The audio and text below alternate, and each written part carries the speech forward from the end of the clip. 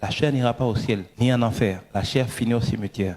Si vous en doutez, allez ouvrir les tombes, vous verrez plein de poussière. Vous en doutez, allez voir la morgue. La chair n'est rien. La chair n'est que la carrosserie de la vraie vie. Et la vraie vie, elle est spirituelle.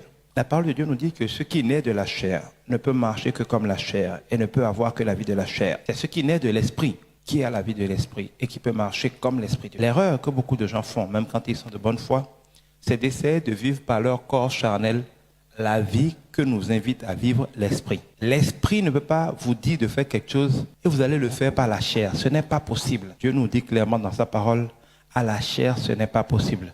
C'est à l'esprit que cela est possible. L'esprit, nous dit la parole de Dieu, c'est comme de l'air, c'est comme du vent. On ne le voit pas.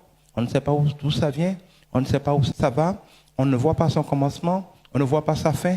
On voit juste les effets. Est-ce qu'on peut attraper de l'air avec la main? Non. Est-ce qu'on peut enfermer de l'air dans quelque part? Non. Est-ce qu'on peut façonner, gérer, pousser ou raisonner avec l'air? Non. Parce que c'est de l'air invisible. C'est pareil. La vie spirituelle est comme de l'air. On ne peut pas, avec la chair qui est charnelle, essayer d'accomplir ce qui relève du spirituel. C'est de la folie. Ce qui est en esprit, c'est en esprit qu'on l'accomplit. Et l'esprit en nous, qui est mort à notre naissance, parce que depuis Adam et Ève, l'homme a perdu l'esprit de Dieu.